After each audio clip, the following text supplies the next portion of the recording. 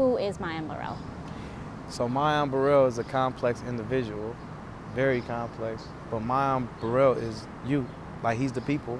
You spent 18 years behind bars? Yeah. Can you believe it? 18 years of your life. Yeah, 18 years. It's a long time. When I was 16 years old, I was actually charged, tried, and convicted of a first-degree murder I did not commit, of a murder atrocity, like I'm talking about a senseless crime. A little girl was murdered in South Minneapolis. Subsequently, I was kidnapped, drugged through the judicial system, and sent to prison, given life in prison as a 16, 17-year-old kid. How old are you now? 36. So looking back at 20 16, 20 years ago, it was a tough time. It's still hard for you? Trauma doesn't go away. And so with me, as time passed, I learned to cope with a lot of things that happened in my past, a lot of things that happened in my life. But as far as the experiences themselves, they're still very alive. Do you remember that day when they came for you? The day I was arrested? Yeah, I remember that day. Yeah. What happened that day? I remember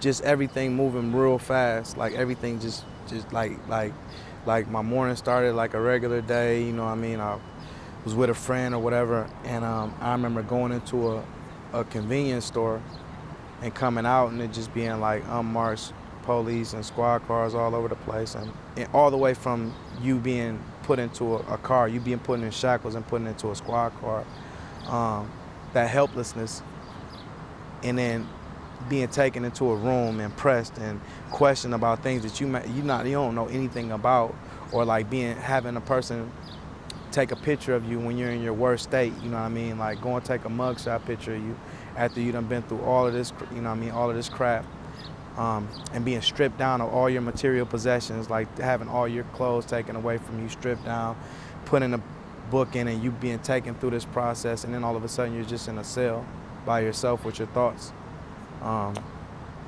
And so as a kid, for me to go through that, like, it was a very traumatic experience.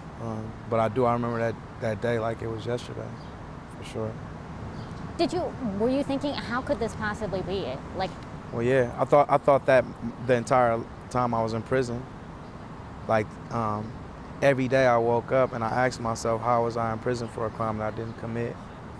And so it wasn't even just not that I didn't commit, but a crime that I had absolutely nothing to do with. Those are questions like that that used to flood my mind all the time. You read about that stuff and you see it on TV and you see, but it's not ever really real until that happens to you or somebody that's close to you that you're affected by. When you found out you were gonna get out, what was that like? That was the most amazing feeling I've ever felt in my life. But at the same time, it was a bittersweet feeling. So many times I got all the way to the door and the door was slamming in my face. And so even with that, or knowing that like, okay, they're saying that like you're going home, because it was instantaneous, like it was the same night. But it was still like, I have to be home before I actually believe that. And even being home, like it took like time for that to register, for me to process being out here, because it's a completely different world than what I was used to. So, but yeah, it was the most beautiful feeling I've ever felt in my life. But then it was a bittersweet, like, because I spent the majority of my life in prison with these people, and a lot of good brothers are in there, like that I developed very strong relationships with, and some of them aren't supposed to be in there. And so for me to think like that I finally had an opportunity to be able to go home and to be able to be with my family and loved ones, but some of them are dying in prison, and I've seen so many people die in that place. Just knowing that like that might be the last time that I actually physically be able to see some of my loved ones, it was a very you know what I mean, it was a very painful situation. When you walked out the door knowing that you did not have to come back, what was that like? It was scary, but it was the fear of the unknown, because I had never experienced life on the outside of it. Like, I spent more of my life in prison than I lived outside in the free world. But it was a beautiful experience for sure. It still is to this day. Every day I still relive that stuff. Like every day is still, I don't feel like I've been home nowhere near as long as I have. Like it still feels fresh. How is your trust with police? I've always kind of had like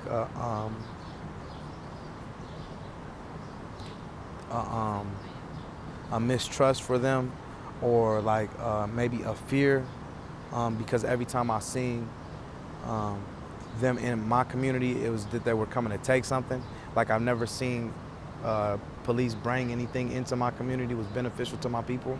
I always seen them come in there and like slave catchers, like taking people or maybe taking properties or maybe even like, you know, just oppression, like to instill fear in you or make you feel inferior, like you're less than. But that's not to say that all police are bad. I know that they're good police officers, right? But me personally, like I've never had any good interaction with police officers ever in my life, and I've been dealing with them for the majority of my life. So how are you? I'm great. I'm blessed. Far too blessed to be stressed. How dare I complain? You know what I mean? How dare I complain? What's been the best part since the, what is it, year and a half that you've been out? Just living. Every day is a blessing. You know what I mean? Like every day is a blessing. You know, I can't even measure my blessings. So now, when did you form your foundation?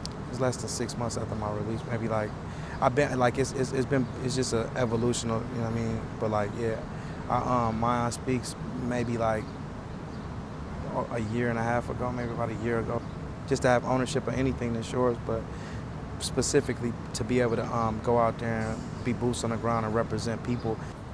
Myon Speaks is me actually being where I need to be when I need to be there. And so taking my story and taking what I went through and showing my people that no, I'm you, you're me, I'm your child. The same thing that happened to me is gonna happen to your child if we don't stop it right now. Do you have hope that things can change? I have hope.